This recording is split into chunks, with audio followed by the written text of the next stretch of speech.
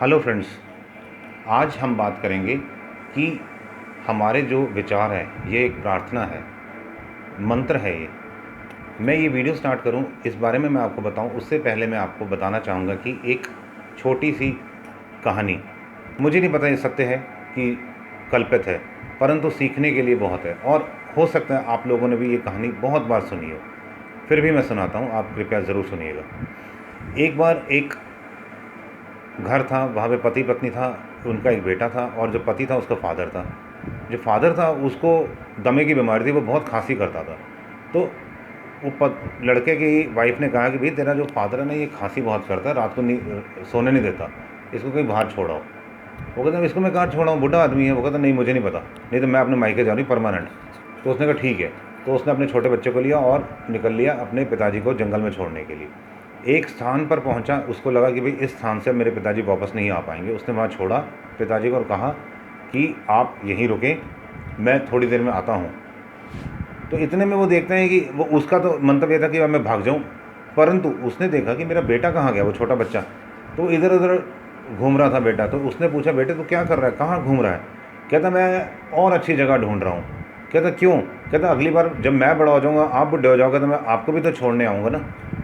तो वो उस व्यक्ति के मन में एकदम से लगा कि ये तो मेरे से बहुत बड़ी भूल हो रही है और वो अपने पिताजी को माफ़ी मांगी और घर वापस लेके गया। देखिए ये क्या था, ये विचार हैं। महात्मा गांधी के मन में आया कि हमें देश को आज़ाद करना है। उन्होंने नारा दिया अंग्रेज़ भारत छोड़ो। ये मंत्र बन गया। उनका विचार जो था, उनके विचार से एक वाक्य बना और वाक्य से वो वाक्य मंत्र बन गया और हमारा देश आज़ाद हो गया। महाभारत में द्रौपदी के मन में पहले से ही दुर्योधन और कौरवों के लिए बहुत ही मन में उसे घृणा थी। वह घृणा ने क्या किया, उसके मन में उल्टे सीधे बातें गढ़ती रही वो।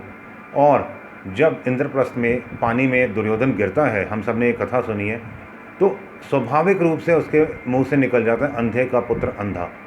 वो स्वाभाविक नहीं था, असल में उसके मन में पहले से इतनी घृणा थी उस दुर्योधन के प्रति कि जिस वजह से उसके मुंह से निकला और उसका फलस्वरूप क्या हुआ, महाभारत का युद्ध हुआ और लाखों लाखों लोग मर गए। इसी प्रकार हमें भी अपने जीवन में जो हम सोचते हैं, whatever we are thinking, our thoughts are mantras, our thought is a prayer. Whatever we are thinking, actually we are thinking simultaneously, we are seeking. How, हम कैसे उसकी प्रार्थना कैसे कर रहे हैं, how we are seeking it. क्योंकि जब हम सोचते हैं किसी चीज़ को, अगर हम बाहरी मन से सोचते हैं तो हल्के वाइब्रेशन निकलते हैं, और अगर हम गहरे मन से सोचते हैं तो बहुत ज़्यादा वाइब्रेशंस की फ्रीक्वेंसी, बहुत हाई फ्रीक्वेंसी पे हम एमिट करते हैं जो भी हम सोचते हैं। और अगर हम एक दृष्टिकोण से देखें कि जब भी व्यक्ति गुस्से में होता है, किसी के प्रति हमारे मन में घृणा है, आप कभी देखना जब प्रेम होता है ना, तो प्रेम में हम बहुत ज़्यादा गहरा नहीं किसी को प्यार कर रहे होते, परंतु घृणा में हम बहुत ही ज़बरदस्त तरीके से द्वेष हमारे मन में होता है, बहुत ही ज़बरदस्त गुस्सा होता है। वो हम क्या कर रहे हैं, वो हम एनर्जी एमिट कर रहे हैं और उसके द्वारा जो हम देते हैं, लॉ ऑफ अट्रैक्शन वह लौट के आता है। इसलिए हमेशा हमें एक चीज़ का ध्यान रखना है, बहुत ज़्यादा ध्यान रखना है। अगर जीवन में सक्सेसफुल होना है, मैं चाहूँगा कि जो भी हमारे इस चैनल इनर स्माइल के दर्शक हैं वह सब जीवन में बहुत ज़्यादा सक्सेसफुल हों।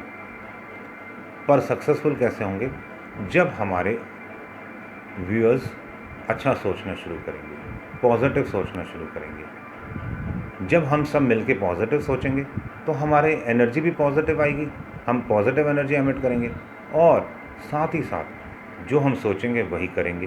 तो हम पॉजिटिव सोचेंगे तो पॉजिटिव करेंगे, फिर रिजल्ट्स भी पॉजिटिव होंगे, जीवन में सिर्फ खुशियाँ।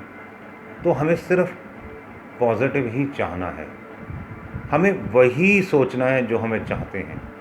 चाहने से पहले भी हम एक बार सोच लें कि जो मैं चाह रहा हूँ, विवेक से, एक विजन से, एक फोरसाइटनेस से, कि what ever I am thinking today, of course I will do it also.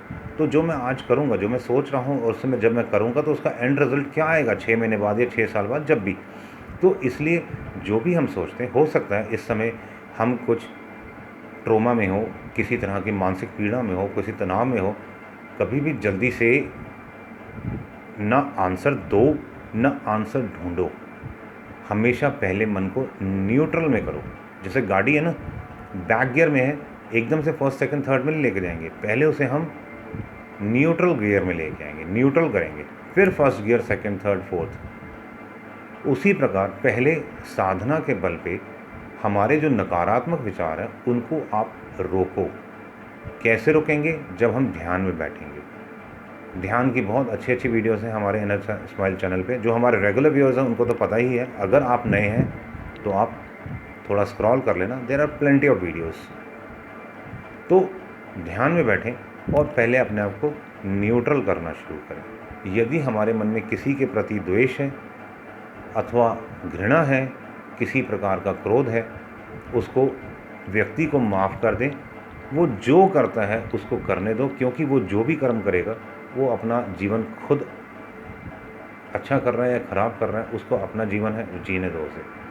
हमें अपने आप से मतलब है, हमें अपना जीवन सुधारना है और हमें अपना जीवन उन्नत करना है। तो जो भी चाहते हैं वही सोचें और चाहने से पहले विवेक से देख लें कि ये इसका एंड रिज़ल्ट क्या होगा। All the best, God bless you all.